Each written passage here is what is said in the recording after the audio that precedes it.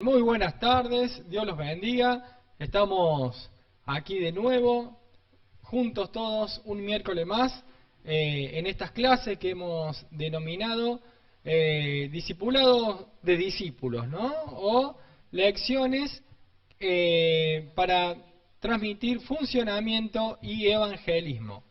Así que, bueno, le vamos a dar gracias a todos los que están presentes. Hemos tenido un lindo ahí concierto del pastor Walter Araya, que hemos estado escuchando algunas canciones. También hemos tenido del pastor Fons y también de Miguel Funes. Así que qué bueno tener artistas propios, ¿bien? Artistas que todos conocemos, que son hermanos de la fe y que todos tienen autoría propia. Así que muy lindo haber compartido estos minutos previos para poder estar escuchando de los dones y talentos que también tienen nuestros hermanos. Bien, y hoy vamos a continuar,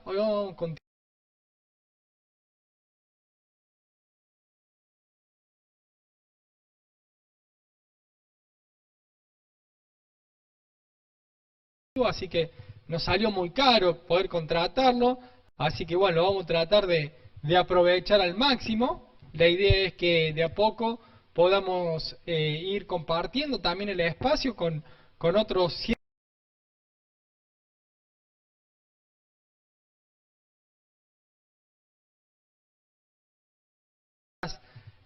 transmisiones se han vuelto de mutua edificación también, ¿no? Porque yo también salgo muy edificado con los aportes de todas las personas que suman textos bíblicos, que sumen comentarios. Así que bueno, ya le estoy diciendo que a medida que vayamos avanzando con lo que tenemos preparado para el día de hoy, usted puede sentirse en libertad de estar enviando texto, mensaje o lo que usted quiera, ¿no? Saluditos por ahí, bueno, vamos a nombrar a los que están conectados, pero por ahí no me voy a poner a contestar saludo por saludo. Pero bueno, desde ya quiero agradecer a todos los que tempranito nos están escuchando y viendo por horaciocorneli.com, por retorno.tv. También estamos saliendo en vivo por FM, hablemos de la vida.zona en vivo, la radio online, por la radio FM 104.9 para todo el Valle de Punilla, y también estamos saliendo por la radio HAT, justo a tiempo, ¿no? De los hermanos de Jesús, el deseado de las naciones, en donde está allí el pastor Rubén Fons con su esposa Vivi. Bien, tenemos ya gente conectada, está conectada desde el condado, Milena Fune, Franco y Sabrina Cuarín desde Santa María, que hoy tuvo Franco ahí en el sillón del llanto, en el rincón del llanto, le han puesto ahora, así que excelente programa también el de esta mañana.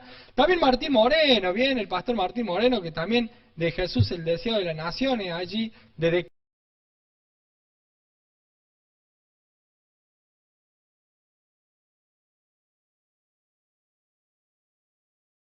Córdoba capital, que está presente.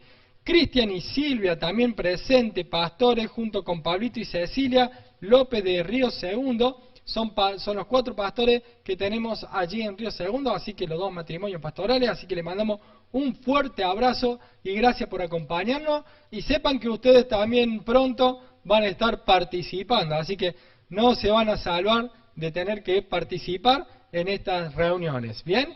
También le mandamos un saludito para Alex Barrio Nuevo, que está escuchando desde la radio, y bueno, y seguramente Mica Ponce, sí, nos está escuchando Mica Ponce, nos manda un saludito.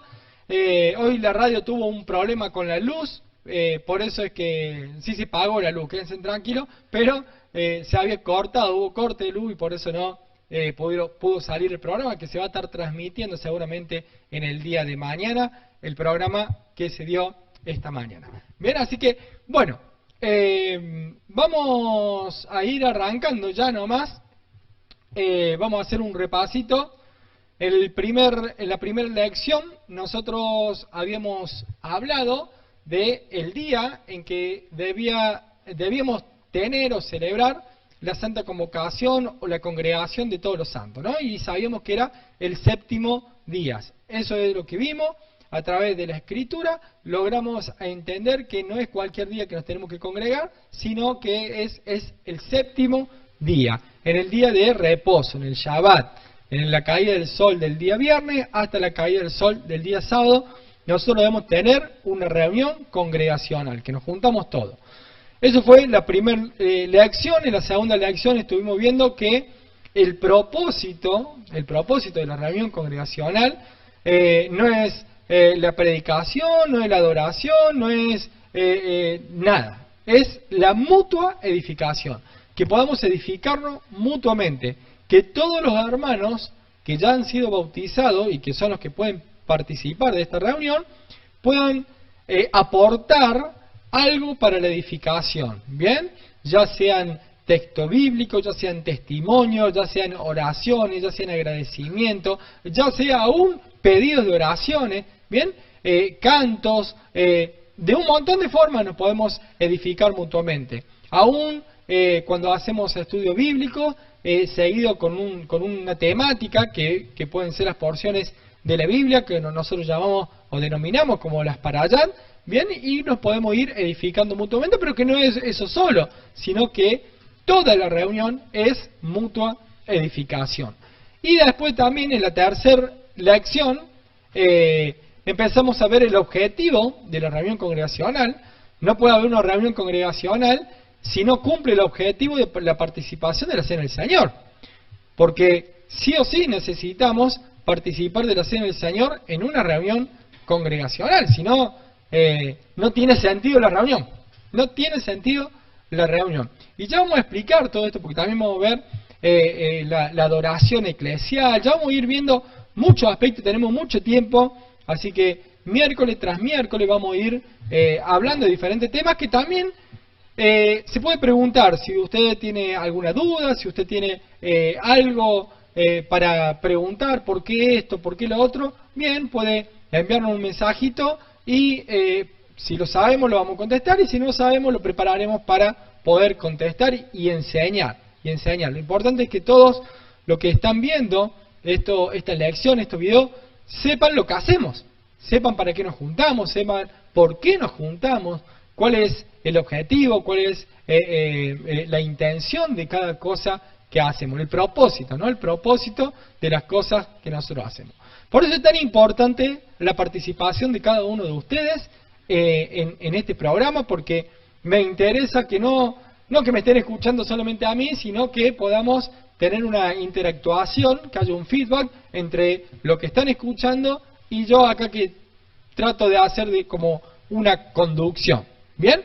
Bueno, vamos, el miércoles pasado tuvimos al pastor David Serafini como invitado especial, que nos estuvo hablando algunas cosas de la Cena del Señor. Bien, el pastor Serafini había dicho que necesitaríamos muchas lecciones para poder hablar de la Cena del Señor, y es real, bien, porque hay muchas cosas para hablar de la Cena del Señor, pero hoy vamos. Mira, en breve, en minutitos, le vamos a estar preguntando al pastor y doctor Horacio Corneli, que también es el presidente del ministerio, el pastor principal del Ministerio Bíblico Internacional. Bien, Luca, Romy, Santi, Angie de Santa María nos están viendo. Emilio y Alicia también de Santa María nos están viendo, así que un saludo muy grande para ellos, para José María Cáceres, desde Vialén Macé, Soledad y Héctor Bustamante, desde Villa Gusto, Marcelo y Vanessa, desde Tillar Cities. Así que, bueno, mucha gente conectada y que están esperando, calculo que con mucho entusiasmo, el poder tener esta reunión. Yo me entusiasmo con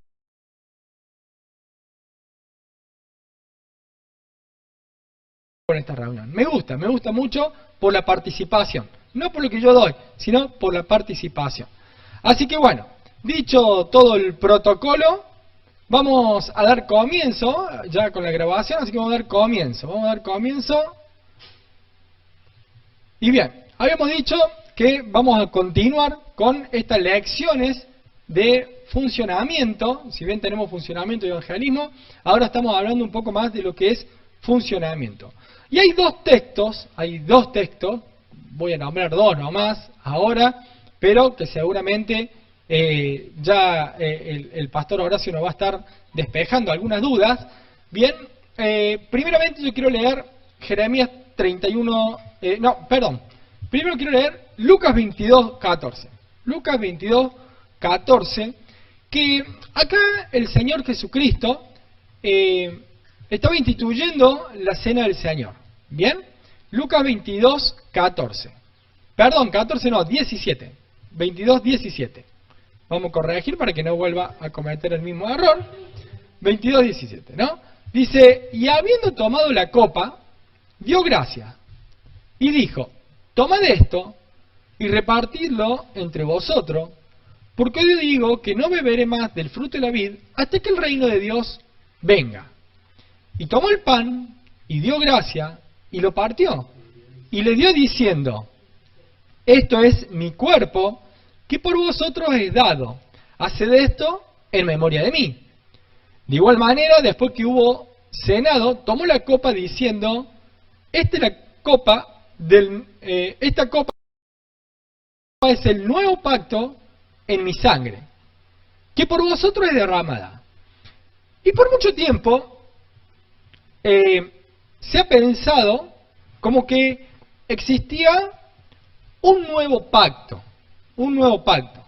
Pero la gran realidad es que si uno empieza a buscar cuál sería la esencia de ese nuevo pacto, uno no logra encontrar una justificación, no quisiera decir, una contundencia bíblica de que existiera un nuevo pacto. ¿Bien? Y entonces uno se pone a pensar, en Jeremías 31, 33. ¿Bien? Jeremías 31, 33, en donde hay una promesa, de parte de Dios que dice, pero este es el pacto que haré con la casa de Israel después de aquellos días, dice Yahweh, daré mi ley en su mente y la escribiré en su corazón, y yo seré ellos por Dios, y ellos me serán por pueblo. ¿Bien?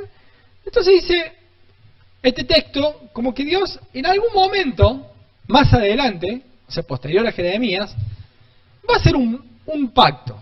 Va a hacer un pacto. Este es el pacto que haré con la casa de Israel.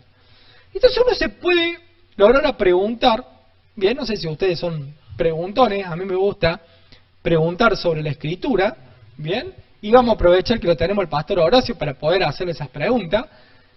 Me pongo a preguntar, ¿no? ¿Cómo es esto? ¿Dónde está ese nuevo pacto que dice el Señor Jesucristo? ¿O dónde está el pacto que Dios prometió a través de Jeremías en esos textos? ¿Bien? Así que bueno, miren, no voy a continuar hablando porque me gustaría que esto lo pueda explicar el pastor Horacio. Así que, y que ustedes también vayan aportando también sobre este tema. Yo ya le tiré una puntita de este tema para que empecemos a desarrollar, pero antes le vamos a dar esa bienvenida al pastor Horacio. Así que, Horacio, te saludamos desde acá de Santa María. Gracias por estar juntamente con nosotros y por todo lo que tenés para darnos en el día de hoy. Así que, bueno, Horacio, decime cómo están ustedes. Te saludo desde acá de Santa María de Punilla. Bueno, saludo a todos los que están presenciando esta excelente enseñanza a cargo del pastor Nicolás Agüero, y realmente los felicito de corazón a cada uno de ustedes, a cada creyente, por hacer el esfuerzo todos los miércoles para escudriñar las Escrituras en lo referente al funcionamiento bíblico de cada iglesia local. Realmente estoy contento de participar de esta manera. Todos los miércoles estoy conectado, presenciando las enseñanzas, disfrutando de las enseñanzas y, ¿por qué no?, aprendiendo, porque nunca se termina de aprender escudriñando la palabra de Dios. Gracias, Pastor Nico, por la invitación y los saludo a ustedes con la paz del Señor. Bueno, Horacio, muchas gracias por tu saludo. Y bueno, ya que te tengo, te voy a hacer trabajar. No creas que te hemos invitado para que no trabajes. Así que la pregunta que te voy a hacer ahora es, mira, la semana pasada David nos estuvo hablando un poco sobre la Cena del Señor, pero esta semana queremos continuar con este tema que tiene una profundidad muy grande, ¿no? Sabemos que es muy fuerte, yo sé que aún hasta vos lo podría profundizar mucho más, ya aún de los libros que ya escribiste sobre lo que es la Cena del Señor. Bien, entonces, pero con unos textos que estuve leyendo yo recién, nos surge una pregunta. Bien, con esos textos que estuvimos viendo de Lucas y los textos de Jeremías. La pregunta sería, ¿cuántos pactos existen? ¿Bien? ¿Cuántos pactos existen? Porque ya vimos que Jesucristo, la institución de la Cena del Señor, nos dice, en la misma traducción de la Reina Valera 1960, la copa del nuevo pacto. ¿Bien? Habla del nuevo pacto en mi sangre. Está hablando de un nuevo pacto. ¿Esto está bien? ¿Está mal? No sé, a ver si vos nos podés despejar estas dudas, Horacio, te lo vamos a agradecer. En realidad, la traducción, vos haces referencia a la traducción Reina Valera. La traducción realizada por Casiodoro de Reina y luego revisada por Cipriano de Valera, traduce precariamente algunas cosas. Algunos dirían traduce mal. No, yo diría traduce con cierta imprecisión algunas cosas. Fundamentalmente uno se da cuenta porque si hay un nuevo pacto, cuando se habla de nuevo pacto, si hay un nuevo pacto, ese nuevo pacto debería estar explicado en toda la Biblia y especificado a quienes incluye. En la Biblia Dios ha hecho muchos pactos. Muchos pactos desde Adán en adelante, ha hecho muchísimos pactos con el ser humano. Porque la Biblia misma nos dice que Dios es un Dios que guarda el pacto. En Deuteronomio 7, del 9 al 11, dice, conoce pues que Yahweh, tu Dios, es Dios fiel, que guarda el pacto y la misericordia a los que le aman y guardan sus mandamientos hasta 1000 generaciones, y que da el pago en persona al que le aborrece, destruyéndolo, y no se demora con el que lo odia, en persona le dará el pago, guarda por tanto los mandamientos, estatutos y decretos que yo te mando hoy que cumplas. Ahí tienen un pacto. A este pacto le vamos a llamar el pacto sinaítico. Sin embargo, este no es el único pacto que Dios hizo con el ser humano. Debemos tener en cuenta dos cosas. En primer lugar, que los pactos de Dios son siempre unilaterales. Los hace Él. Jura por sí mismo y da su propia palabra. No espera que el ser humano haga algún tipo de cláusulas, tenga la posibilidad de hacer cláusulas dentro del pacto. Los pactos de Dios tienen todas sus cláusulas hechas pura y exclusivamente por Dios. Entonces, por eso decimos los pactos de Dios siempre son unilaterales. Él los hace sobre la base de su propia palabra. Y también tenemos que tener en cuenta, en segundo lugar, que hemos heredado todos sus pactos, por ser parte de su pueblo. Desde Adán en adelante, pasando por el pacto con Noé, el pacto abrahámico con Abraham, el pacto davídico con el rey David, etcétera, etcétera, etcétera. Hasta llegar a este pacto que recién les mencionaba en Deuteronomio, el pacto de Yahweh, de Dios, con su pueblo en el monte Sinaí. Efesios 2:12 en el Nuevo Testamento dice: en aquel tiempo estabais sin Cristo, alejados de la ciudadanía de Israel y ajenos a los pactos de la promesa, sin esperanza y sin Dios en el mundo. Ese último pacto, el que mencionaba en la lectura anterior, es el que nos incluye dentro de la esperanza y dentro de la relación con Dios. El pacto que vino a renovar Yahshua y que lo referenció en la última cena fue el pacto sinaítico, fue este pacto de Yahweh, Dios, con su pueblo. Por eso leemos en Lucas 22:20 que Yahshua, Jesucristo, Jesús de Nazaret, dice: de igual manera, después que hubo cenado, tomó la copa, diciendo: esta copa es el nuevo pacto en mi sangre que por vosotros se derrama. Y ahí tienen una mala traducción, una imprecisión en la traducción de la versión Reina Valera. No está correcto traducir el nuevo pacto en mi sangre, porque Yahshua, Jesucristo, no vino a hacer un nuevo pacto, vino a renovar el pacto sinaítico que Dios ya había hecho con su Kehilá, con su congregación, con su pueblo, con su eclesía. Entonces, no es el nuevo pacto, es leído correctamente, sería: de igual manera, después que hubo cenado, tomó la copa, diciendo: esta copa es la renovación del pacto en mi sangre que por vosotros se derrama. Este pacto incluye dar las instrucciones de Dios en la mente y escribirlas en el corazón. Incluye el Espíritu Santo.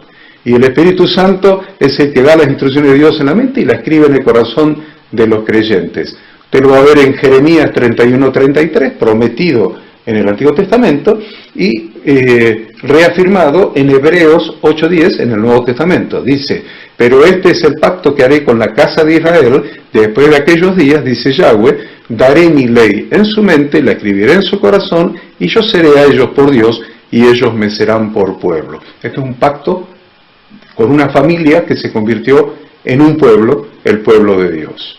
Es muy importante que tengamos en cuenta esto. Bien, Horacio, estaba escuchándote atentamente y qué claro que lo dejas. Qué claro que lo dejas a esto del nuevo pacto, ¿no? O sea, o del nuevo pacto, de la renovación del pacto. Mientras iba hablando, trataba de escribir algunas cosas que, bueno, que son más que importantes. Hay un pacto tan importante que es el pacto sinaítico, ¿no? Cuando Dios le da la Torá a su pueblo, ¿bien? Dios le escribe la Torá a su pueblo, y no es, como decía vos recién, no es el único pacto, ¿bien? No es el único pacto. Y que los pactos, también me encantó que decir que los pactos son unilaterales, o sea que Dios es el que hace los pactos y Él es el que pone los derechos y obligaciones, ¿bien? O a veces yo, más que derecho, digo en lo que respecta a nosotros, los privilegios y obligaciones que tenemos por ser parte de ese pacto. El tema es que quedó muy claro la palabra que nos diste en Efesios, ¿no? Que antes nosotros estábamos fuera del pacto, de cualquier pacto estábamos fuera del pacto, pero en Cristo, recién bien lo aclaraste, heredamos todos esos pactos, ¿no? Todos esos pactos que Dios ha hecho con su pueblo. Si nosotros pertenecemos a su pueblo, empezamos a gozar de esos privilegios y a gozar también de las obligaciones. Digo gozar porque también es lindo obedecer la palabra de Dios, ¿no? La palabra de Dios tiene que ser delicia para nuestras vidas, ¿no? Tiene que ser delicia en nuestra vida porque es lumbrera a nuestros pies. A mí me pone contento cuando hay luz y nos ponemos mal cuando no hay luz. Porque cuando se corta la luz no vemos nada. Y nos cuesta un montón encontrar las cosas. O caminar y no caernos en un pozo. O pisar cosas que no se tienen que pisar. Bien, entonces diferente es cuando tenemos luz en nuestro caminar. Y la palabra de Dios es lumbrera a nuestros pies, es lumbrera a nuestra vida. Y poder entrar en esos pactos de Dios es lindo. Y es lindo saber que entonces no es que se anuló un pacto, bien, no es que se anuló el pacto del Antiguo Testamento, como muchos lo han profesado, que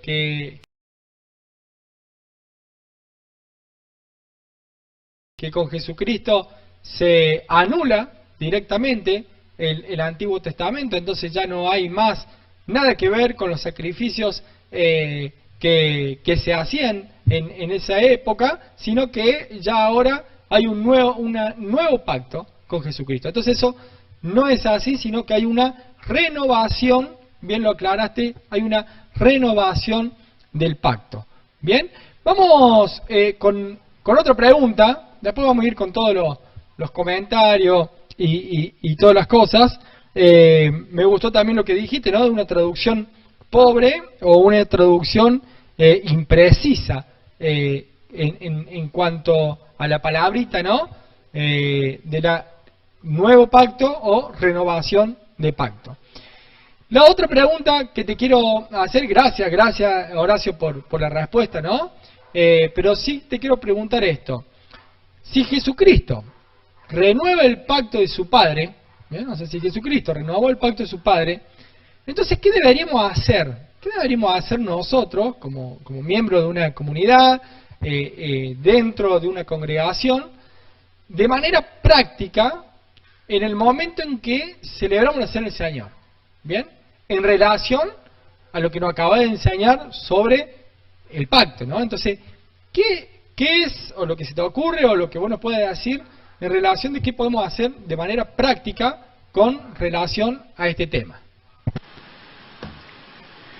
Lo que cada uno debería hacer, de manera práctica, me preguntás, ¿qué deberíamos hacer de manera práctica? Bueno, lo que cada uno debería hacer es, y vos me preguntás, de manera práctica, ¿dónde? En el momento que celebramos la Cena del Señor, en relación con el pacto, este pacto de pueblo, de familia, que acabamos de enseñar y que tiene relación, su renovación es por la sangre de Jesucristo, que es lo que representamos en la Cena del Señor cuando bebemos la copa. Entonces, ¿qué es lo que deberíamos hacer de manera práctica en el beber de esa copa que representa la sangre de Jesucristo derramada para renovar el pacto sinaítico, el pacto de Dios con su pueblo? Bueno, lo que cada uno debería hacer está escrito claramente en 1 Corintios 11, del 27 al 29. Lo que cada uno debería hacer es probarse a sí mismo en relación con el pacto. Dice así la Escritura: de manera que cualquiera que comiere este pan o bebiere esta copa del Señor indignamente, será culpado del cuerpo y de la sangre del Señor.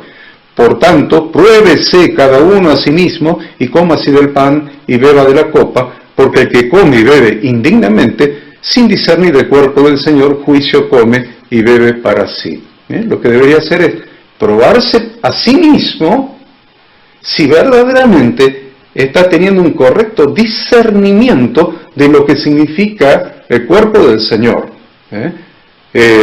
Discernir el cuerpo del Señor es entender a la iglesia. Discernir el cuerpo del Señor es entender profundamente, bíblicamente, la iglesia. Lo que bíblicamente se llama también la congregación de Yahweh Dios, o lo que en hebreo sería la Kehilá, o lo que en griego sería la eclesía, y que está formada por todos los que han retornado al Padre a través de Yahshua para obedecer la Torah.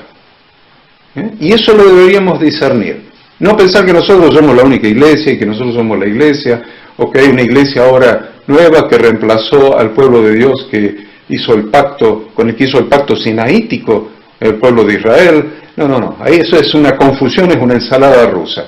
Nosotros tenemos que entender que la congregación de Yahweh, desde el monte Sinaí en adelante hasta hoy, la congregación de Yahweh, la eclesía, la Kehilá, la iglesia, como le quieras llamar, está formada por todos los que han retornado al Padre, los que han hecho Teshuvá, retorno al Padre, a través de Yahshua, ¿Para qué? Para obedecer las instrucciones del Padre, para obedecer las instrucciones de su palabra, de su reino, de su Torah. Esto es algo práctico que yo les recomiendo.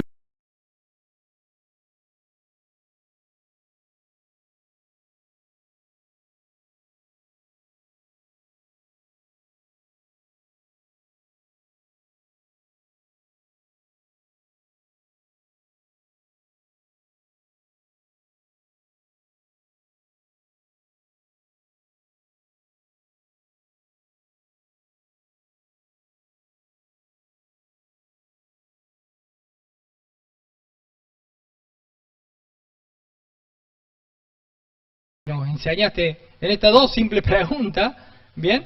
Pero te voy a pedir que nos mandes un saludo, que, bueno, te expreses con un saludito para toda la gente, y bueno, que si quieres dejar un mensajito para los que nos están viendo, para que nos estén oyendo, obviamente que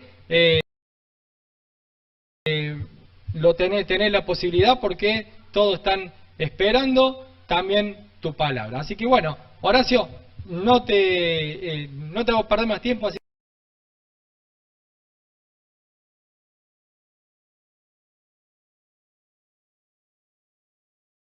que te paso el lugar. Muy bien, cumplo entonces con esta formalidad de saludar a todos ustedes. Gracias por haberme invitado, gracias por permitirme participar. Y solamente les quiero dejar un breve mensaje. Solamente les quiero decir que la iglesia no es un ritual o una liturgia semanal. La iglesia es una familia. La iglesia es un pueblo. Es la familia de Dios y el pueblo de Dios. Y todos los miembros de esa familia, de ese pueblo, deben tener un vínculo familiar de amor entre los hermanos y la conciencia de que son un pueblo para que el Rey Jesucristo, el Rey Yahshua, reine. Somos un pueblo. No es que nos reunimos una vez por semana para hacer una misa o una reunión pentecostal o una reunión con músicos, lo que ustedes quieran. No es así. No es una liturgia, no es un ritual. La iglesia es una familia, es un pueblo con el que Dios ha hecho un pacto. Y hemos sido hechos partes de ese pacto de Dios. Teniendo en cuenta que Dios hizo un pacto con una familia que se transformó en un pueblo, es un honor, un altísimo honor para cada uno de nosotros pertenecer a ese pueblo a través de Jesucristo. Es un honor, no es una carga. No es una serie de prohibiciones y obligaciones, no es ninguna carga. Es un honor, un altísimo honor, pertenecer a la familia de Dios. Por eso es un honor ser parte del pacto de Dios con su pueblo, el cual Yahshua, Jesucristo, vino a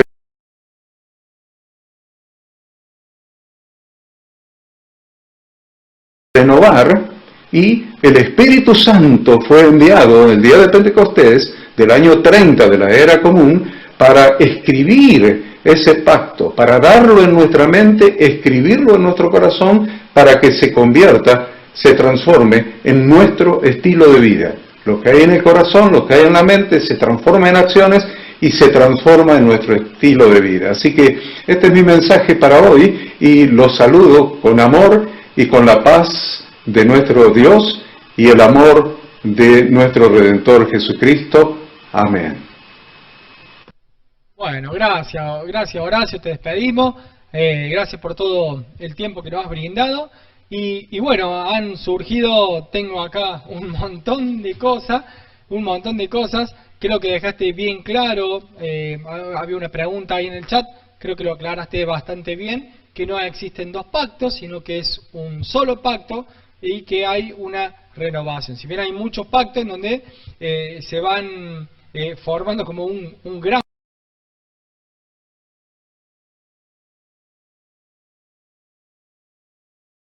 Moisés esparce, tira tira la sangre de los corderos y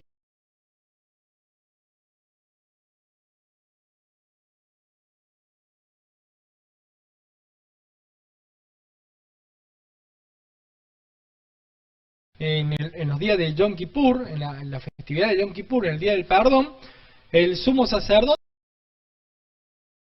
entraba al lugar santísimo y esparcía la sangre del cordero y la tiraba sobre el propiciatorio, bien, sobre lo que sería la tapa del arca, bien, haciendo todo este ritual, por decirlo de una manera, para poder recibir el perdón de los pecados. Bien, entonces la sangre de Jesucristo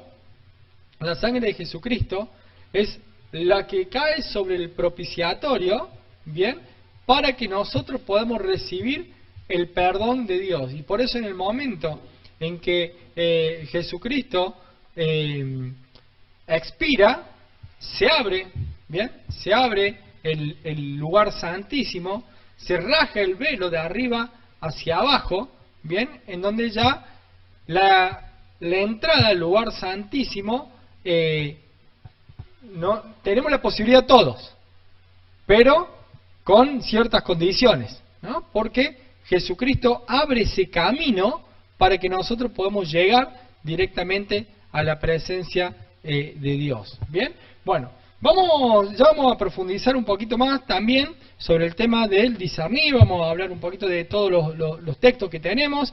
Tenemos gente conectada, tenemos a Matías Ponce, a Ramiro Molina, a Diego y María Luz de Córdoba Capital, a Marcela, la pastora de Jesús el Deseado de las Naciones, a Luis de Villa María, el pastor Luis, a Jorge Inelli de Buenos Aires, Mabel y Diego, también le mandamos un gran saludo, a Adrián y Karina también desde Santa María, y Pablo y María desde Calera. Bien, así que mucha gente conectada desde tempranito. Bien, vamos a leer algunos textos que me han estado pasando. Bien, a ver. Dice Éxodo 28, versículo 7, dice: y tomó el libro del pacto y lo leyó a oído del pueblo, el cual dijo: haremos todas las cosas que Yahweh ha dicho y obedeceremos. Entonces Moisés tomó la sangre y roció sobre el pueblo y dijo: he aquí la sangre del pacto. ¿Ven? Miren, vamos a la pregunta de recién, a la contestación, ¿no?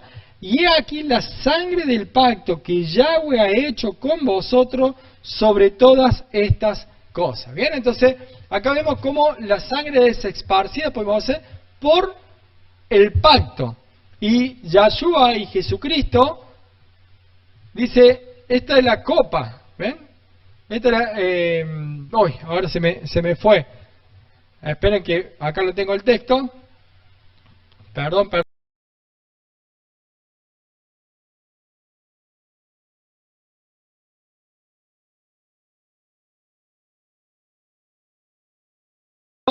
En mi sangre, en la sangre del Cordero de Dios que quita el pecado del mundo, y dice que por vosotros es derramada. Bien, o sea, la sangre de la renovación del pacto es derramada. Entonces ahí tenemos justamente la coincidencia en relación, que no es una coincidencia porque sí, sino que es tan simple que es así. Bien, tenemos acá otro texto que nos envían, Mateo 15:6, dice: en ese caso, el tal hijo, dice, no tiene que honrar a su padre, así por causa de la tradición anulan ustedes la palabra. Dice, Yahshua enseña que hay que hacer la voluntad del Padre, escrito en su palabra, toda la Torá, los profetas y los salmos.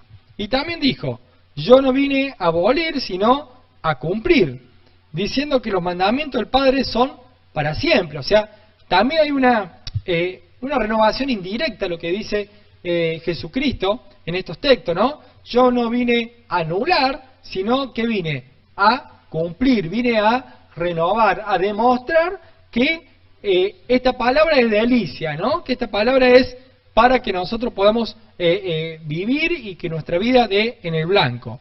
Entonces, dice Matías Ponce, en tanto el pacto sigue vigente con Cristo, tenemos un nuevo corazón y espíritu para obedecer y andar en la Escritura.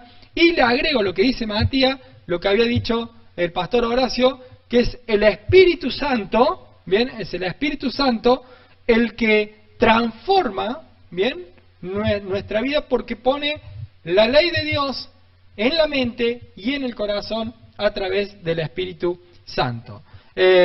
Bien, Mica Ponce nos manda 2 Corintios 3:6, el cual asimismo nos hizo ministro competente de un nuevo pacto, bien, pero es de una renovación del pacto, no de la letra, sino del espíritu, porque la letra mata, mas el espíritu vivifica. Bien, acá vamos a aclarar también un poco lo que nos quiere decir Mica, ¿no? Cuando habla esto de que la letra mata, es cuando uno busca el legalismo leyendo la palabra sin el espíritu. Bien, leyendo la palabra sin el espíritu, poniendo el punto y la coma sin poner el contexto de la palabra, ¿no? Nosotros hemos aprendido que tanto la ley humana, ¿no? La ley nacional, la Constitución, tiene la letra fría y el espíritu de la ley. Tiene la letra fría y el espíritu de la ley. Entonces, por eso los abogados con una misma ley, uno puede defender y otro puede acusar. ¿Bien? Porque uno en realidad tiene que tomar el espíritu con lo que se fue escrito, hacia dónde se dirige el contexto de lo que se escribió. Pero algunos quieren torcer la escritura, y para torcer la escritura se ponen a pensar en la letra fría, olvidándose del espíritu con el cual fue escrito, o sea, la intención hacia dónde se quería dirigir. ¿Bien? Alex Barrio Nuevo nos manda también un aporte de Gálatas 3:28, dice, ya no hay judío ni griego, no hay esclavo ni libre, no hay varón ni mujer, porque todos vosotros sois uno en Cristo Jesús. Y si vosotros sois de Cristo, ciertamente linaje de Abraham sois y herederos según la promesa. Bien, acá miren cómo vamos armando todo, ¿no? Decía el pastor Horacio que empezó con un pacto abrámico, ¿bien? Acá hay una familia, ¿bien? Y que de esa familia después terminó siendo una nación, y hoy nosotros pertenecemos aún a ese pueblo, ¿no? Alex nos agrega, dice, Pablo confirma que somos parte de la renovación del pacto a través del Mesías Jesucristo, y que no hay acepción de personas para todo aquello que entren en ese pacto, ¿bien? Tenemos Milena que nos pone Efesios 2:12, creo que era el texto que nos había dado Horacio, dice, en aquel tiempo, sí, el texto que nos había dado Horacio, ¿no? En aquel tiempo estabais sin Cristo, alejados de la ciudadanía de Israel y ajenos a los pactos de la promesa, sin esperanza y sin Dios en el mundo. O sea, ¿ven? Nosotros estamos lejos de los pactos de Dios, lejos de los pactos que había hecho Dios.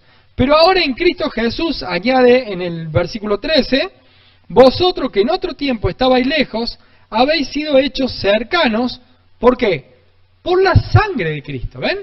Por la sangre de Cristo. Tiene mucha importancia la sangre, porque la sangre es la que se derrama sobre el propiciatorio, ¿bien? La sangre que Jesucristo dice que es derramada por nosotros. O sea, nosotros somos los que terminamos derramando esa sangre. Bien, no sé si tenemos más aportes. Bueno, después le vamos a pasar la segunda pregunta.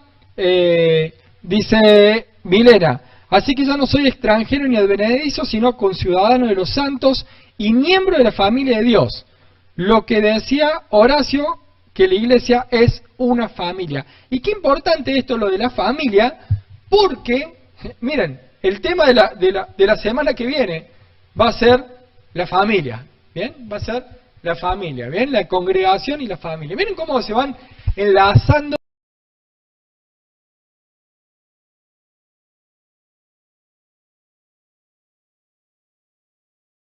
A Corintios 11, a 1 Corintios 11, porque tiene mucho mucho que ver todo esto, ¿no? Todo tiene relación.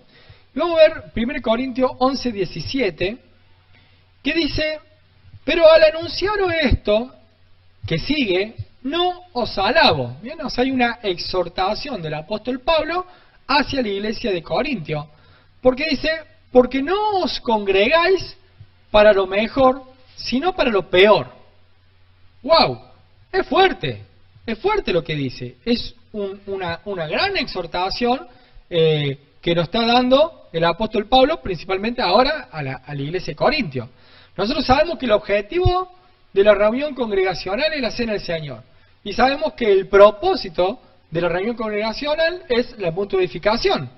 Bien, por eso es que habíamos leído que hay pues, hermano, cuando reunís, cada uno de vosotros tiene salmo, tiene doctrina, tiene lengua, tiene revelación, ¿bien?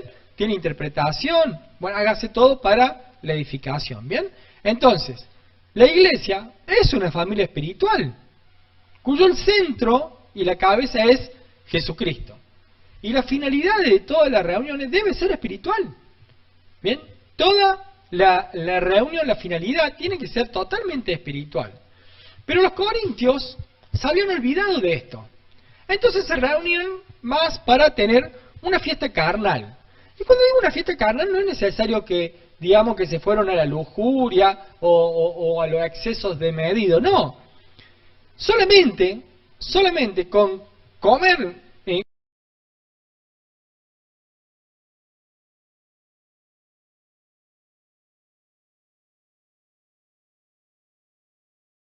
como glotón, ¿bien? Embriagarse, hacer ya un club social, ¿bien? Te olvidaste del objetivo de la reunión, te olvidaste del propósito de la reunión. Cuando la iglesia se transforma en un club social, sonaste. ¿Por qué? Porque deja de ser espiritual. A ver, podemos relacionarnos, podemos compartir, podemos confraternizar, pero claro que sí, de eso se trata y está bien. Pero cuando el propósito y el objetivo es solamente confraternizar, no te reuniste con el objetivo por el cual te tenías que reunir. ¿Bien? Te fuiste del foco. Por eso en el versículo 18 dice, pues en primer lugar, cuando os reunís como iglesia, ¿ven? Podemos reunirnos y celebrar, qué sé yo, cualquier evento. Hoy hubo unos bautismos. Bueno, podemos reunirnos y celebrar el bautismo y hacer una fiesta. ¿Bien? Pero cuando te reunís como iglesia, dice acá el apóstol Pablo, miren qué dice. Oigo que hay entre vosotros divisiones. Punto y coma, y aclara, dice, y en parte lo creo. Y en parte lo creo. Porque cuando te saliste de lo espiritual, empiezan lo carnal. Y la división, por ejemplo, es parte de la carnalidad. Entonces, es altamente probable que estas divisiones hayan sido en cuanto a las formas, y no en cuanto al fondo. Es más, inclusive, es probable que hayan tenido que ver también con los derechos de cada grupo. Capaz que de los pobres y de los ricos. Porque los ricos traían comida y los pobres no, entonces capaz que los ricos ya estaban cansados de que siempre traían y los pobres comían, entonces se armó dos grupos, miren, los ricos y los pobres. Esto es letal, el tema de los grupos, ¿ven? Los míos y los tuyos, el partidismo dentro de la iglesia, el ser sectorial. Yo sé que podemos tener más afinidad con uno que con otro, pero el ser sectorial, el poner limitaciones porque vos sos de uno, sos de otro. La Biblia nos enseña a que tenemos que tener un pastorado plural, pero ya el de decir, no, yo soy de Pablo, no, yo soy de Apolo, genera divisiones eso. ¿Ven? Y eso no tenemos que llegar. ¿Pero por qué llegan esas cosas? Porque se transforma en un club social. Porque ya no se deja fluir lo espiritual y poner la centralidad de Jesucristo en medio de la congregación, poner la importancia de la mutua edificación. ¿Ven? Por eso en el versículo 19 continúa el apóstol Pablo diciendo, porque es preciso que entre vosotros haya disensiones, para que se hagan manifiesto entre vosotros lo que son aprobados. Esto quiere decir que los desacuerdos y los argumentos de aquellas discrepancias, de estos desencuentros, funcionaban como una vara de medida para su corazón. ¿Bien? Se cumplían de ese modo la palabra que Jesucristo dijo en Lucas 6:43, que no es buen árbol el que da malos frutos, ni árbol malo el que da buen fruto, porque cada árbol se conoce por su fruto. Pues no se cosechan higo de los espinos, ni de las zarzas se vendimian uva. El hombre bueno del buen tesoro del corazón saca lo bueno, y el hombre malo del mal tesoro de su corazón saca lo malo, porque de la abundancia del corazón habla la boca. Y en esto es preciso, o es necesario, el sentido de que en el plan de Dios estas cosas malas logran revelar quién es quién. ¿Quién es quién? Respecto a si su conducta es aprobada o desaprobada. Y Dios aprueba siempre a los que hacen su voluntad. Siempre Dios exalta a todo aquel obediente, aquel que tiene un corazón humilde, que se humilla y recibe la exhortación, que se somete al cuerpo. Mira lo que digo, que se somete al cuerpo, y someterse al cuerpo no estoy diciendo te tenés que someter a los pastores, no. Someterse al cuerpo es, nos sometemos los unos a los otros en el temor de Dios. Nos sometemos los unos a los otros en el temor de Dios. Entonces, recibo con agrado lo que cada uno me pueda venir a decir, como también con agrado exhorto a aquellos otros hermanos. ¿Bien? No sé si tenemos algo con referente a esto, si no, continúo. Bien. ¿Qué tenemos? Acá, 1 Tesalonicenses 3:12 dice que el Señor lo haga crecer para que se amen más y más los unos a los otros y a todos, tal como nosotros le amamos a ustedes, que lo fortalezca interiormente para que cuando nuestro Señor Jesucristo venga con todo su santo, la santidad de ustedes sea intachable delante de nuestro Dios y Padre. Bien, gracias por el aporte. Bien, porque me gusta que haya aporte, así que está lindo. Vamos a continuar. Versículo 20. Versículo 20 de 1 Corintios 11 dice: cuando pues os reunís vosotros, ven acá aclara lo que decía en el versículo 17, esto no es comer la cena del Señor. ¿Ven? 1 Corintios 11, 20. Cuando pues os reunís vosotros, esto no es comer la cena del Señor. Entonces, ¿para qué te reuniste? Si no vas a comer la cena del Señor, y yo no digo, porque podemos decir, no, pero si pusimos las copitas, pusimos la galletita, la partimos, entonces sí hicimos la cena del Señor. Yo no estoy hablando de que si hiciste un ritual o no. Yo estoy hablando de que si participaste verdaderamente de la cena del Señor o no. Una vez más vemos que en la Escritura que la iglesia se reunía para comer la cena del Señor. Sin embargo, para estos corintios, ¿bien? Esto era solamente una declamación, ¿viste? Era algo superficial. Porque por su abuso y desacuerdo, lo que hacían no era comer la cena del Señor. A ver, si yo me siento a participar de la cena del Señor, supuestamente, y tengo un drama con el hermano que está a mi lado, está al frente, no estás comiendo la cena del Señor. Porque vos tenés que discernir, decía recién el pastor Horacio, tenés que discernir el cuerpo de Cristo. ¿Ven? Tenés que discernir la familia de Dios. ¿Bien? Y después en el versículo 21 continúa, dice, porque al comer cada uno se adelanta a tomar su propia cena, y uno tiene hambre y otro se embriaga. Aquí está el problema principal. Una de las razones por las que los corintios no podían comer la cena del Señor con aprobación de Dios era ¿cuál? Que asociaban la cena del Señor con alguna clase de comida común, en la cual vemos que había acepciones de personas, ¿bien? Había discriminación. No es que me sentaba al último y esperaba como tiene que hacer un hijo de Dios, sino que iba aglotonado a querer agarrar el mejor pedazo, ¿bien? veo la empanada más grande y antes que me la agarre alguien, la agarro yo, ¿bien? O la porción más grande de la pizza, ¿bien? Veo la porción más grande de la pizza y digo, meto rápido la mano. O la que tiene más queso. ¿Ven? Eso es que lo que es. ¿Eso es amar al hermano? Eso no es amar al hermano. Eso está llevado por tu carnalidad. ¿Bien? Y al parecer se ve que los ricos hacían este tipo de cosas y se adelantaban a comer lo suyo sin considerar que vos ese pedazo de pizza te lo podías comer en tu casa. Y quizá el hermano, que no tenía nada, era el único que podía comer en todo ese día. ¿Bien? Entonces, el no comenzar al mismo tiempo, el no esperarse, ¿bien? Entonces eso no marca una unidad. No marca una unidad. ¿Bien? Es lindo cuando la familia, todos juntos, se reúnen para participar de una comida o para hacer algo.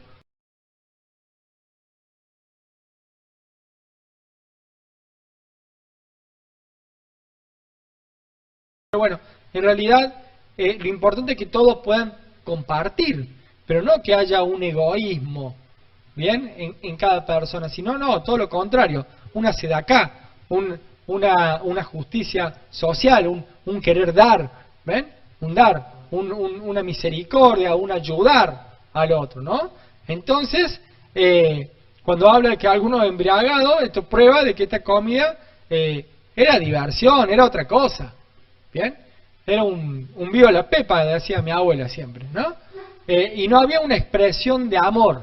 Miren lo que importante, no había una expresión de amor en donde podamos sentir ese amor hacia el otro hermano, el que necesite o no, y era una ocasión más de comer por comer, de juntarse por cualquier eventualidad.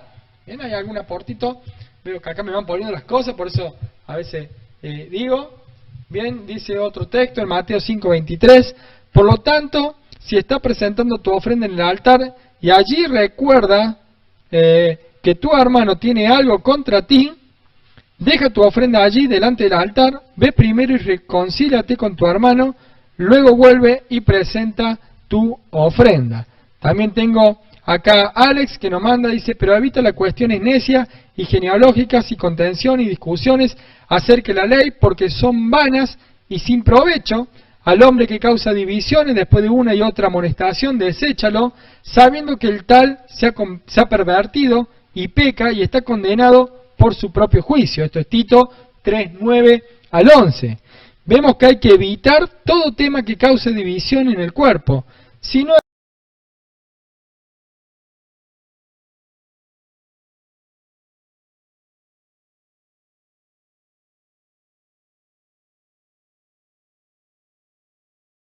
edifica, mejor no tratarlo, ¿no? Pero que tampoco el no tratarlo, ojo, que tampoco el no tratarlo te consuma a vos, con resentimientos, que no te consuma con raíz de amargura. El otro día leía que la tristeza y la aflicción fuerte, miren, la tristeza y la aflicción fuerte es peor que el pecado. ¿Bien? Es peor que el pecado, porque te trae un sentimiento tan devastador, ¿bien? Tan devastador que te inmoviliza y solamente te produce raíces de amargura que no te llevan a ningún lado, y que la Biblia amonesta, ¿bien? Este tema de no dejar que se hagan raíces de amargura. No sé qué tenía que acá, el 13, acá dice. El 3.6 dice, bien, acá. Perdón.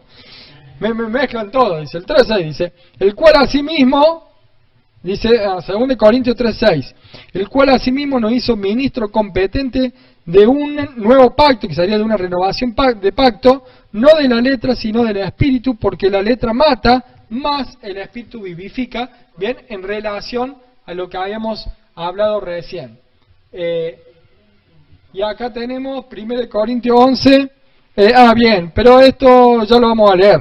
Ya lo vamos a leer, el que puso 1 Corintios 33 y 34. Bien, ¿y tenemos algo más? Miren, dice Gálatas 5:14, porque toda la ley en esta sola palabra se cumple. Amarás a tu prójimo como a ti mismo, ¿bien? Pero si os mordéis y no coméis y os coméis unos a otros, mirad que también no os consumáis unos a otros.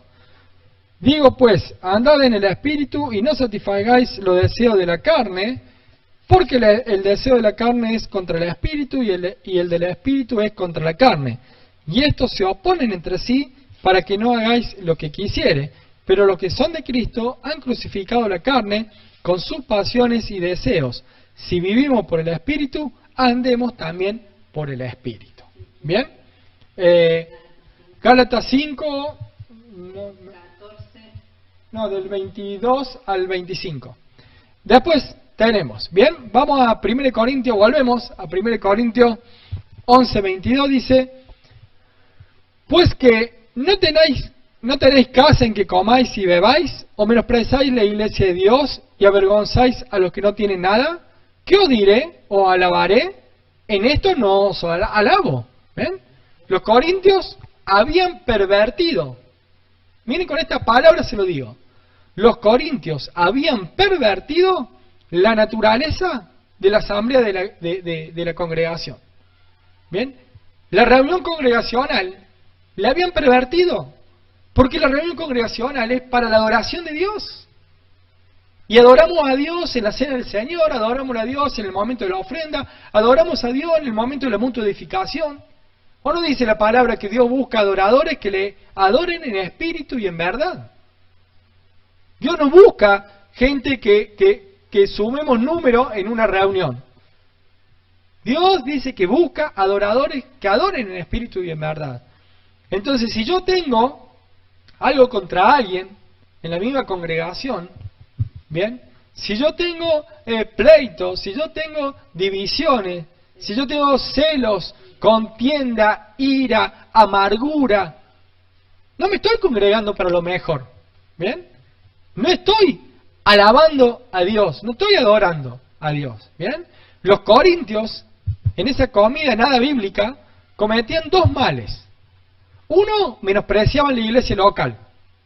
Miren lo que produce esto.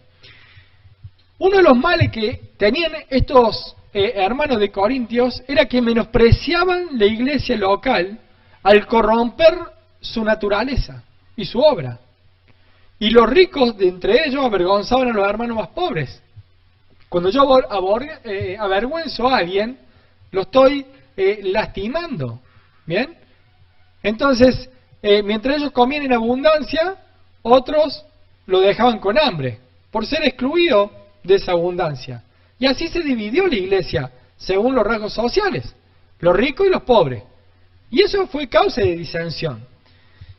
Y esta es una de las causas, porque de ricos y pobres, dentro de una misma congregación, puede haber un montón de causas, ¿bien? Todo aquello que corrompe la obra de la iglesia local, porque miren, la iglesia no es del pastor, la iglesia es de Dios, y la cabeza es Jesucristo. Y todo lo que corrompe la obra de la iglesia local, y lo que avergüenza al hermano menor, al hermano necesitado, no son cuestiones de alabanza, sino que son censuras. ¿Bien? Y esta misma palabra Pablo la diría a muchas iglesias modernas del día de hoy. Y si él estuviera presente hoy en día, y en realidad se la dice solamente por la escritura inspirada por Dios. ¿Bien? Vamos a saltar al versículo 27, pero antes tengo acá un texto más para compartir, de Colosenses 3:12. Dice, por lo tanto, como escogido de Dios, santo y amado, revístanse de afecto entrañable y de bondad, humildad, amabilidad y paciencia, de modo que se toleren unos a otros y se perdonen, si alguno tiene queja contra otro, así como el Señor los perdonó, perdonen también ustedes. Por encima de todo, vístanse de amor, que es el vínculo perfecto, que gobiernen en sus corazones la paz de Cristo, a la cual fueron llamados en un solo cuerpo, y sean agradecidos. Bien, gracias también ahí por el aporte. Y en estos últimos 20 minutos que nos quedan, quiero que hablemos un poquito sobre el tomar la cena indignamente. El tomar la cena indignamente. Antes que pasemos, el 7.1 me manda Colo, dice, 2 Corintios 7.1, dice, así que, amados, puesto que tenemos tales promesas, limpiémonos de toda contaminación de la carne y de espíritu, y perfeccionando la santidad en el temor de Dios. ¿Bien? El temor de Dios ayuda a que mantengamos esa santidad, esa humildad, y podamos vivir conforme a la voluntad de Dios. Ahí Sole Funes nos manda un texto de 1 Corintios 3:11, dice al 13, porque nadie puede poner otro fundamento que el que está puesto, el cual es Jesucristo. Y si sobre este fundamento alguno edificare, oro, plata, piedra preciosa, madera, heno, hojarasca, la obra de cada uno se hará manifiesta, porque el día la declarará, pues por el fuego será revelada, y la obra de cada uno, cual sea, el fuego la probará. Por eso en muchas ocasiones, a veces uno tiene que esperar con paciencia. ¿Bien? Esperar con paciencia, y Dios siempre emite juicio, sentencia o purificación. ¿Bien? Entonces eso también hay que tenerlo muy en cuenta, ¿no? Nosotros somos solamente unos meros servidores de Dios. No somos los dueños de la iglesia. Somos meros servidores de Dios. Entonces siempre tenemos que servir con humildad, tranquilo. ¿Bien? Servirlo, tranquilo. Tranquilo con los hombres, ¿no? Agitados en el servicio de Dios, de hacer las cosas con mucha dedicación. Vamos al momento de tomar la cena del Señor y vamos a aclarar lo que es tomar la cena del Señor indignamente, ¿no? El versículo 27 dice, 27, de manera que cualquiera que comiere este pan o bebiere esta copa del Señor indignamente, será culpado del cuerpo y de la sangre del Señor. Guarda, ¿no? Miren que es fuerte, a veces uno lo lee rápido estos textos, pero dice que será culpado del cuerpo y de la sangre del Señor. Yo no quisiera tener esa culpa. ¿Usted quisiera tener esa culpa? Yo no. Porque muchos cristianos interpretan mal esta frase. Pablo no está hablando de que la persona sea digna de comer la cena del Señor, sino de la manera en que se ha de comer esta cena. ¿Bien? Es común que el término indignamente se lo aplique a las personas que participan, cuando en realidad se refiere a la manera de participar. ¿Bien? A la manera en que nosotros vamos participando de esa cena. O sea, en dónde está nuestra cabeza, dónde está nuestro corazón en ese momento, ¿no? El apóstol nunca pensó en cuestionar al cristianismo de los corintios. Si ustedes quieren pueden buscar después, ¿no? No ahora, pero la salutación en el primer versículo de 1 Corintios está hablando de los santos. ¿Bien? Está hablando de llamado a ser santos todos los que cualquier lugar invocar en el nombre de nuestro Señor Jesucristo. O sea, está hablando de que es una iglesia de santos, de personas apartadas para Dios. O sea, no podemos hacer el oso, ¿bien? Hacer lo que nosotros llamamos el oso, el esquivar. ¿Bien? Ahora los chicos dicen hacerle la gambeta a lo que el apóstol Pablo está diciendo. Te lo está diciendo a vos que también sos parte de esta iglesia. ¿Bien? Te lo está diciendo a mí, lo está diciendo a todos nosotros. ¿Bien? Entonces nos podremos preguntar cómo podía él emplear este lenguaje en el capítulo 1, con el primer versículo, ¿bien? Y después rematar como si no tuvieran una cristiandad. ¿Bien? Jamás se planteó la cuestión de que estuviera presente allí alguno que no fuese un verdadero cristiano. De modo que era absolutamente imposible que la palabra indignamente, ¿bien?, se pudiera aplicar a las personas. Su aplicación solamente corresponde a la manera en que participamos de esta cena. Las personas eran dignas, pero por su manera. ¿Bien? No por lo que era la persona.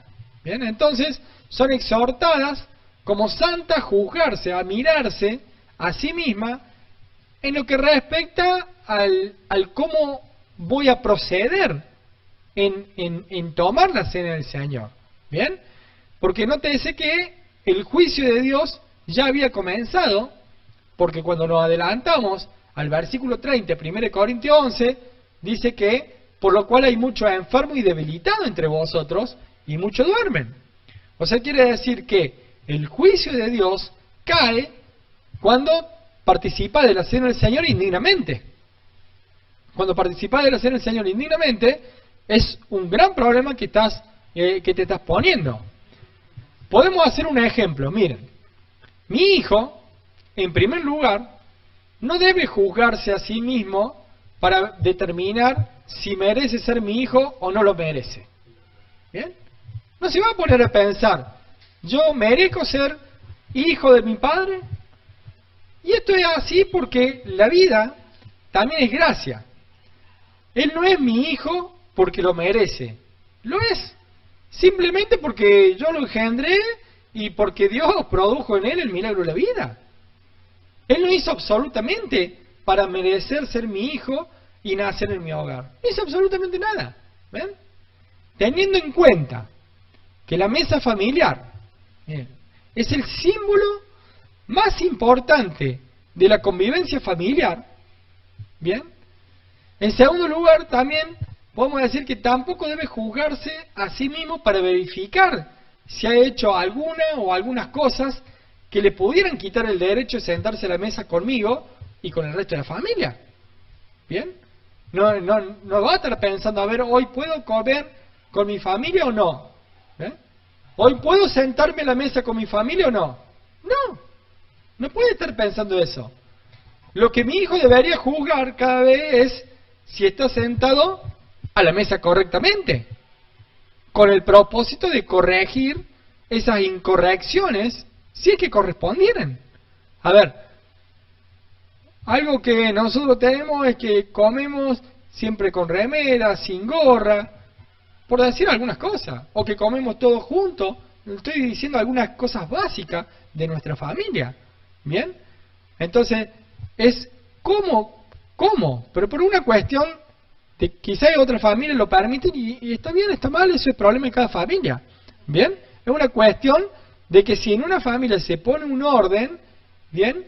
Ese orden se debe cumplir. Ahora, si yo voy a participar de la cena del Señor, y en la cena del Señor yo no puedo tener algo contra alguien, ¿bien? Entonces estoy incumpliendo algo de la manera en que voy a participar de la cena del Señor. Entonces hoy vamos a decir algunos puntos prácticos que deberíamos discernir. Miren, se debe discernir que está sentado a la mesa conmigo, que soy su padre y con su madre, y que también comparte la mesa con sus hermanos, quienes tienen los mismos derechos y obligaciones que él mismo, y son parte de su familia.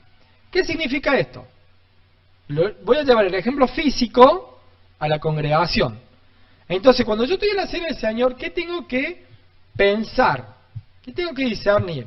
Que estoy compartiendo una cena con Yahweh Dios, mi Padre, en donde en el centro está mi hermano mayor, Yeshua, el Mesías, Jesucristo, ¿bien? Y que todos los que estamos allí al lado, el que tengo a mi lado, el que tengo al frente, el que tengo atrás, tiene el mismo privilegio que yo estoy teniendo al momento de participar en la cena del Señor. Pero así como tenemos el mismo privilegio, también tenemos las mismas obligaciones. ¿Bien? Y que el hermano del lado, que haya entrado ayer o que haya entrado hace 20 años, es parte de mi familia. Y lo debo amar. Y lo debo amar. Otra cosa que debo discernir es el cuerpo familiar. Si hay una actitud respetuosa hacia el cuerpo, si está dispuesto a tener una fluida comunicación con el cuerpo, si está dispuesto a construir un proyecto, ¿bien?, en común con el cuerpo, si tengo los mismos objetivos. A ver, lo voy a desmenuzar un poquito más a lo que le estoy diciendo. Si yo tengo una actitud respetuosa con el cuerpo, miren, una cosa muy simple. Si le decimos a todos que nos cuidemos de cierta manera, ¿bien?, o que vengamos de cierta manera, entonces eso marca un respeto. En este momento que se está cuidando todo el tema de la pandemia, entonces si tenemos que usar barbijo durante la reunión, Y bueno, usalo. Si no lo uso es porque no me interesa el cuerpo. Si no lo uso, no me interesa el que tengo al hermano al lado. Por más que sea de riesgo o no sea de riesgo. ¿Ven? ¿Ven? Eso es un puntito. Es un puntito. Otro puntito, podemos decir, le dije yo recién, a tener una comunicación fluida. Miren, comunicación fluida con el cuerpo.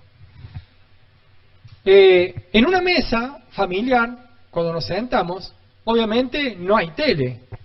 ¿Bien? ¿Para qué? Para que podamos comunicarnos, para que podamos hablar. ¿Bien? Para que podamos tener esa relación, esa comunicación fluida. Ahora, llevémoslos a la congregación. ¿Voy y me siento en un rincón y no hablo con nadie? ¿Bien? ¿Voy y me pongo allá con un amiguito, con una mamá que tengo y listo y no me llevo con nadie? Bueno, está bien, si llegó el primer día te lo acepto. Pero tenés que tener una comunicación fluida con todo el cuerpo. ¿Bien? Obviamente que va a haber una reunión, si son muchos, que no van a poder hablar quizás con todo. Pero ¿cómo es tu saludo con el resto? He tenido ocasiones de hermanos que ni se saludan en una congregación. Eso es un horror. O que te evites de saludarte con alguien. Eso es una desgracia. ¿Por qué? Porque después va a ir a tomar la cena del Señor así. ¿Mejor? ¿La verdad? Que sería hacer una semana de ayuno. Una semana de ayuno. No un día. Una semana de ayuno y arrepentiste y cambia de parecer. Porque va a caer el juicio. Y eso te enferma. Ahora, ¿está dispuesto a construir un proyecto en común con todo el cuerpo? ¿Ven? Si el cuerpo quiere salir para adelante, ¿vos vas a hacer un contrapeso? ¿Va a proyectar lo mismo? ¿Tenés ese mismo sentir? ¿Bien? Debemos discernir si se entiende, ¿bien? Si se entiende que en el caso, por ejemplo, de la familia, que papá y mamá son la cabeza, son la autoridad de ese cuerpo, o sea, de esa familia. Bueno, en este caso sería Dios, ¿bien? Es la autoridad máxima, es quien nos da todas las leyes para que la familia funcione bien. Y cada miembro en particular y toda la familia en conjunto se debe sujetar a la cabeza. Y la cabeza es Jesucristo. Y la cabeza es Jesucristo. Bien, tenemos acá un texto, dos textos. Bien, dice Pastor Adrián y Karina, dicen: ahora me alegro en mi sufrimiento por vosotros y en mi carne, completando lo que falta de las aflicciones de Cristo, hago mi parte por su cuerpo que es la iglesia. Colosenses 1:24, gracias. Y Efesios 5:29-30 dice: porque nadie aborreció jamás su propio cuerpo, sino que lo sustenta y lo cuida, así como también Cristo a la iglesia, porque somos miembros de su cuerpo. ¿Bien? ¿Ven? Nadie aborreció jamás su propia carne. ¿Cómo puedo aborrecer yo a un hermano? Yo no puedo aborrecer, porque es mi propia carne, somos del mismo cuerpo. ¿Ven? Somos del mismo cuerpo. Debemos discernir, ¿no?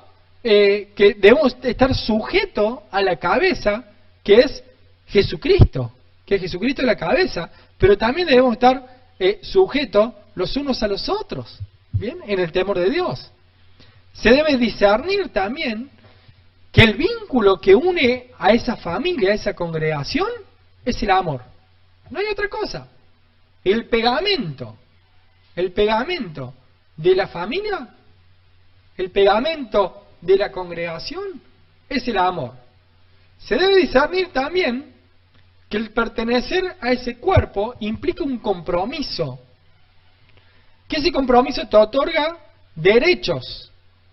A mí me gusta decir más privilegios que derechos, pero te otorga derechos, privilegios, pero que también te impone obligaciones. Te impone obligaciones. Y miren, una obligación mínima es cumplir con el horario. Miren lo que estoy diciendo. Miren lo que estamos llevando, cosas muy simples, a la participación de la Cena del Señor. Porque la participación de la Cena del Señor no es solamente, lo habíamos dicho en la clase anterior, no es solamente el momento en que se reparte la copita. ¿Bien? Sino cuando, antes, ya cuando estoy yendo ya estoy yendo a la cena del Señor. Toda la reunión es la cena del Señor. Entonces, ¿cómo voy a llegar tarde? ¿Bien? Ya eso es algo ya que te marca que no estás cumpliendo tus obligaciones. Ahora durante la semana, ¿estás orando por cada hermano? Porque si no, también es otra, ¿no? Durante la semana me olvido, durante 6 días me olvido de todos los hermanos, y el séptimo, sí, ahí somos todos hermanos. No, durante la semana también tenés que estar orando, pensando en cada hermano, ¿bien? Debes discernir también que pertenecer a esta familia te da una identidad. Entonces yo no puedo tener una identidad distinta que la de mi familia. ¿Ven? No puedo tener una identidad distinta a esta familia. Por eso es que damos este curso de visión, de funcionamiento. ¿Bien? Porque la identidad te la proporciona el apellido. ¿Ven? El apellido, yo digo, yo soy un Agüero. Y lo digo con orgullo. ¿Bien? Capaz que algunos digan, pero qué, mira, el apellido es muy común. Pero uno tiene que tener con orgullo, ¿bien? Sentir orgullo de la identidad de tu familia. Entonces, si sos parte de un cuerpo, te tienes que sentir orgulloso. Y tienes que tener la misma visión, la misma identidad, el mismo sentir. ¿Bien? Y amarlo a todos como a uno mismo, como recién leíamos en Efesios, ¿no? Nadie aborreció jamás a su propia carne, sino que uno la sustenta y la cuida. Y a veces no le podemos sustentar a todo, cuidar a todo, pero al menos en oración ya algo estamos haciendo. Pero si ni siquiera le puedo dar una oración, que es gratis, una de las pocas cosas que quedan gratis en este país, ¿bien? Que es gratis, no lo podés hacer, y bueno, debes pensar qué es lo que te puede estar pasando, ¿no? Efesios 4:1 dice, por eso yo, que estoy preso por la causa del Señor, les ruego que vivan de una manera digna del llamamiento que han recibido, siempre humildes y amables, pacientes, tolerantes unos con otros en amor. Esfuércense por mantener la unidad del Espíritu mediante el vínculo de la paz. Y tengo también otro texto en 1 Corintios 13:13, y ahora permanecen la fe, la esperanza y el amor, estos tres, pero el mayor de ellos es el amor. Bien, Cristina Bordón también se ha sumado. Acaba de comenzar también el ayuno de todo MBI, y esto también implica el amor hacia todos los hermanos. ¿Ven?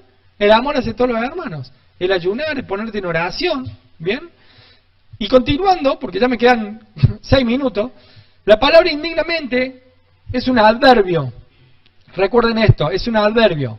La palabra que describe el verbo comer y beber.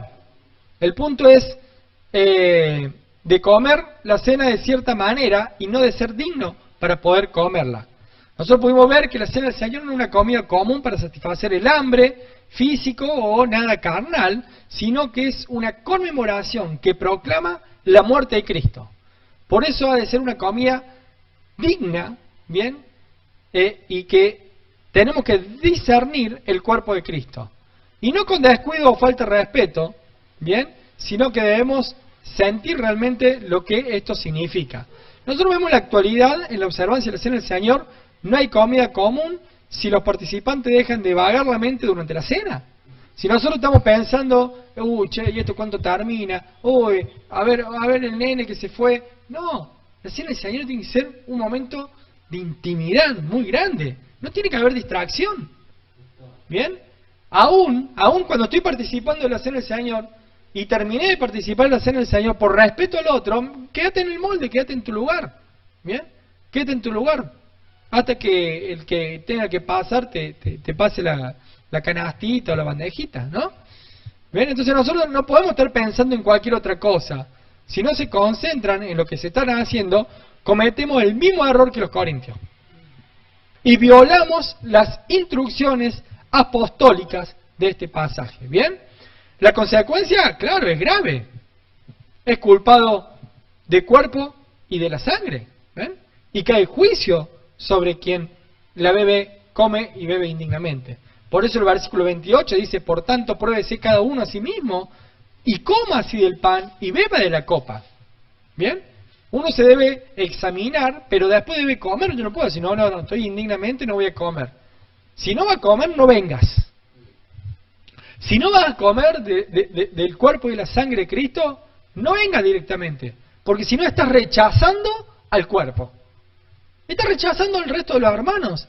Estás rechazando a Cristo. Por eso dice, por tanto, pruébese cada uno a sí mismo y coma, ¿ven? Y coma así del pan y beba de la copa. Tenemos, cada uno ha de examinarse a sí mismo para evitar la culpabilidad mencionada en los versículos anteriores, para evitar el pecado. ¿Bien? Debemos comer la cena del Señor dignamente, pero de la manera, y no con propósito y pensamientos ajenos. ¿Bien? Este autoexamen es necesario para evitar el pecado, y la cena del Señor no puede ser una comida rutinaria o mecánica, sino que es una realidad espiritual. Entonces debemos recordar bien esta cuestión de examinarse, no es para ver si es una persona perfecta y así absolutamente digna de participar. Desde luego, todo cristiano debe velar para vivir continuamente una vida santa. O sea, nosotros todos los días debemos examinarnos para ver si cometimos un error y cambiar. Pero el examen de conciencia en este momento tiene que ver con los pensamientos y los propósitos al comer de la cena del Señor. No podemos hacer esto. Los corintios corrompían la cena y así no podían comerla de manera aceptable. Leo un texto que me manda Marcelo, dice, si alguno dice, yo amo a Dios y aborrece a su hermano, es mentiroso, pues el que no ama a su hermano, a quien ha visto, ¿cómo puede amar a Dios, a quien no ha visto? Y nosotros tenemos este mandamiento de él. El que ama a Dios, ame también a su hermano. Bien, gracias por el aporte. A ver, me quedan unos versículos, terminamos. Dice, porque el que come y bebe indignamente sin discernir el cuerpo del Señor, juicio come y bebe para sí. Los corintios trataban a la cena del Señor como si fuera cualquier cosa, comían a su gusto, sin juzgar correctamente lo que estaban haciendo. Bien, cuando instituyó Jesucristo la cena del Señor, dijo en referencia al pan, esto, ¿ven? Es mi cuerpo. En ese momento, no le dio un dedo, ¿no? Sino esto, en el momento en que conmemoramos el cuerpo y la sangre de causa que produjo el efecto de la enfermedad, la debilidad, la muerte espiritual. Miren, esto te puede producir a vos si participás de la cena indignamente. ¿Ven? De las carnalidades resultaría ese desinterés por las cosas del Señor y la vida espiritual se iba a ir decayendo cada día más. Bien, el versículo 31 dice, si pues nos examinásemos a nosotros mismos, no seríamos juzgados. Y el 32 dice, mas siendo juzgados, somos castigados por el Señor, para que no seamos condenados por el mundo. Así que, hermanos míos, cuando reunís a comer, esperaos unos a otros. Si alguno tuviera hambre, coma en su casa, para que no os reunáis para juicio. Las demás cosas las pondré en orden cuando yo fuere. Bien, Pablo llega a la conclusión del asunto, estableciendo el punto más importante en cuanto a discernir el cuerpo de Cristo, y esto es que ahora la iglesia es el cuerpo de Cristo. Por lo tanto, esa relación horizontal entre los hermanos que participan alrededor de la mesa debe ser correctamente discernida. Bien, debe existir el amor en pleno en toda esa congregación. Hermanos, gracias por haber estado, gracias por haber hecho el aguante hasta este momento, ¿no? Que ya son las 20:30. Perdón si no hemos leído algún mensajito, si se nos ha pasado algún texto, pero gracias por haber estado en este momento, por haber acompañado hasta el último momento. Una de las consecuencias, leo el último texto de Milena en un comentario que hace sobre el 11:30, por el cual hay muchos enfermos y debilitados entre vosotros y muchos duermen. Una de las consecuencias de no discernir. Bien, gracias Mile también por el aporte, gracias a todos, gracias a Horacio también que hoy no hizo estos aportes él mismo, nos dio su respuesta a las preguntas que le habíamos dado, así que Dios los bendiga.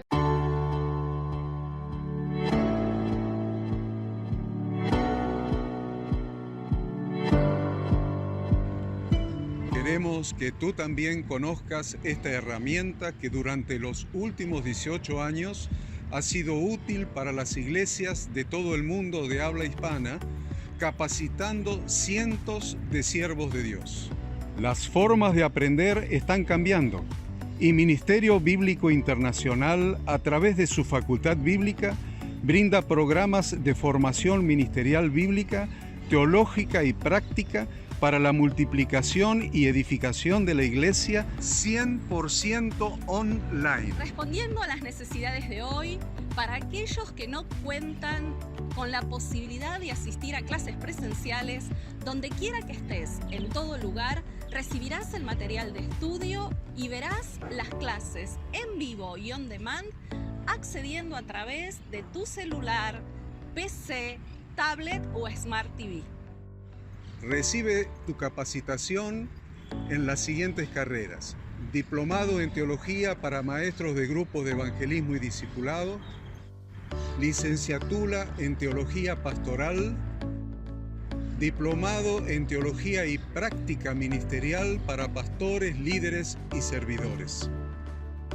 Súmate a los pastores que han organizado un grupo de estudio tutorial a distancia en la congregación con estudiantes locales y de las otras iglesias de la zona.